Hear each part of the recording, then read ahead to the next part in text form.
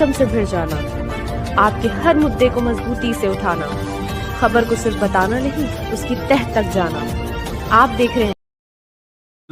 एक खतरनाक बीमारी है और इसके लक्षण बड़े खराब होते हैं।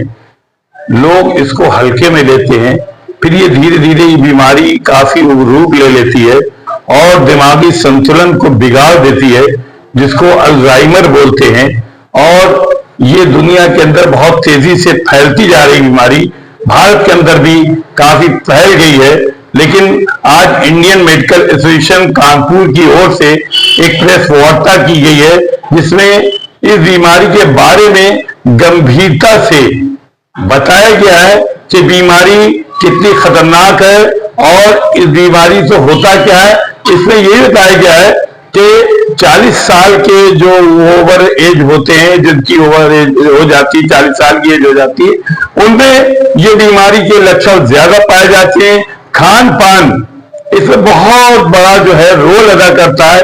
इस बीमारी में रेड जो है, जैसे मीट है, ये बहुत ज्यादा सेवन नहीं करना चाहिए, सब्जियों पर ज्यादा ध्यान देना चाहिए और इसी तरह से और बातें हैं। आप ये देखिए, ये इंडियन मेडिकल एसोसिएशन कानपुर की प्रेस कॉन्फ्रेंस है। आप सभी से निवेदन है कि चैनल को लाइक करें, सब्सक्राइब करें, मैसेज बॉक्स में जाके कमेंट जरूर लिखें और इस बीमारी को बहुत गंभीरता से लें। ये ब्रेन से रिलेटेड है, ये गंभीर होती है और जैसे जैसे ये बढ़ती जाती है ये नुकसानदायक भी होती है। 8 साल की उम्र के बाद से धीमे धीमे as the age progresses our brain functions also decline करेंगे, इसको हम लोग नॉर्मल एजिंग प्रोसेस कहते हैं। तो भूलना हमारी जिंदगी के अंदर, भूलना और चीज़ों को भूल जाना एक नॉर्मल प्रक्रिया है, जिसको हम लोग नॉर्मल एजिंग कहते हैं या जिसको हम लोग मिनिमल कॉग्निटिव इम्पेयरमेंट यानी एमसीआई भी कहते हैं, इसको एमसीआई भी कहते हैं। सिर्फ भूलना अल्जाइमर डिजीज नहीं है, ये इंपॉर्टेंट बात याद रखने वाली है। हर उम्र पे हम लोग भूल जाते हैं चीज़ों को, यंग भी हैं, मिड एज के हैं या ओल्ड हैं, भूल जाते हैं, लेकिन भूलना is not a part of the Alzheimer disease.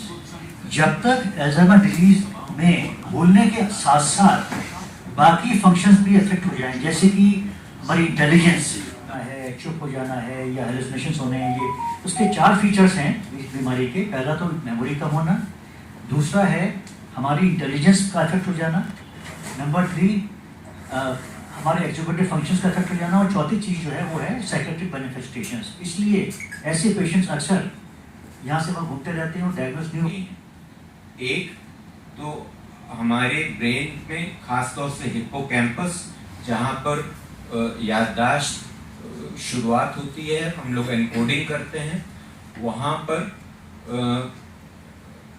Beta amyloid इकट्ठा होने लगता है। और तो ये प्रेस कॉन्फ्रेंस रखी है, इसका क्या उद्देश्य है, किस बीमारी के? इसको मुझे वोट करना है। नहीं कुछ नहीं सब। देखिए, अल्जाइमर डिजीज़ जो है वो बहुत ही कॉमन बीमारी है इस समय, और क्योंकि हमारे देश में हमारी लाइफ स्पैन बढ़ रहा है, इसलिए इसके मरीज़ भी बढ़ते चले जा रहे हैं। 5 साल पहले जो स्टडी हुई थी उसमें हम लोग की एज 68 ईयर्स थी, और आज हमारी उम्र बढ़ के 72 ईयर्स करीब हो चुकी है। इसलिए इसके मरीज़ बढ़ते चले जा रहे हैं। क्योंकि इस बीमारी के जो लक्षण हैं इतने सटल होते हैं, जैसे कि भूल जाना, चीज़ों को पहचानना, अपना नाम भूल जाना, लोग समझ नहीं पाते कि बीमारी की शुरुआत हो चुकी है। उसके बाद इसको जब सिम्टम बाद में बढ़ जाते हैं तब ये मालूम पड़ता है कि इसको बीमारी ये अल्जाइमर डिजीज़ शायद थी और शुरू हो चुकी थी, और बाद की स्टेज में इसका इलाज कोई नहीं संभव नहीं है। पता ज़रूरी इसलिए ये है कि शुरू की अवस्था में इस बीमारी को डायग्नोज कर लिया जाए, इसके बारे में अवेयरनेस क्रिएट की जाए पब्लिक में। और इसका क्या उद्देश्य और किस लिए? उद्देश्य ये है कि देखिए, हम लोगों के पास बहुत से मरीज आते हैं और कंप्लेंट लेके आते हैं, डॉक्टर साहब कुछ याद ही नहीं रहता, हर थोड़ी देर में भूल जाते हैं, घर से कहा जाता है सब्जी ले आओ, हम कुछ और लेके चले जाते हैं या कुछ नहीं भी लेके जाते हैं। आपने एक मूवी देखी होगी गजनी, जिसमें आमिर खान को कुछ कहा जाता है तो शॉर्ट टर्म मेमोरी लॉस होता है, हर 15 मिनट में वो भूल जाते हैं उनसे क्या कहा गया था। तो ये बीमारी अब समाज में प्रचलित हो रही है और ये बहुत ज़्यादा बढ़ती चली जा रही है, और भी कई कारणों से। उसका हम लोगों ने जब देखा कि बहुत सारे मरीज बढ़ रहे हैं तो जनता को अवेयर करने के लिए कि इसका इलाज मौजूद है। इसका इलाज प्रारंभिक जब बीमारी पता चलती है तो संभव है, इसलिए डॉक्टरों से संपर्क करें और अपनी लाइफ इस बीमारी की, अल्जाइमर की, तो इसका जो है मुख्य कारण क्या है और निदान क्या भारत में क्यों बढ़ रही थी? देखिए, अल्जाइमर डिजीज़ तो पूरे वर्ल्ड में है और एजिंग से संबंधित ये बीमारी है। इसमें जेनेटिक लोडिंग भी होती है कि पहले से कुछ लोग प्रोन होते हैं कि इनको आगे चल के डिमेंशिया या अल्जाइमर हो सकता है। तो इसलिए इस बीमारी में चर्चा का विषय इसलिए रखा गया कि इसके बारे में कॉमन आदमियों की नॉलेज जो है वो थोड़ा बढ़े, क्योंकि इसमें प्रिवेंशन और कंट्रोल ही सबसे ज़्यादा है। एक बार वो पूरी तरह से आ जाएगी तो उसमें 100% निदान है ही नहीं, जो आपकी क्वालिटी ऑफ लाइफ और आपके साथ रहने वालों की क्वालिटी ऑफ लाइफ को बिगाड़ेगा। तो जितना आप उसके बारे में प्रिवेंटिव स्टेप्स जान जाएंगे और जितनी नॉलेज होगी जिससे आप मदद पाने की कोशिश करेंगे, वो समय उसमें बहुत इम्पॉर्टेंट है।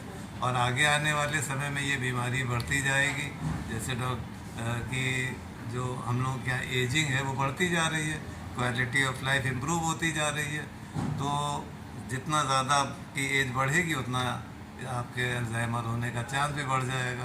तो इसलिए प्रिवेंटिव आपको नॉलेज रहे, वो आपके लिए लंबे समय में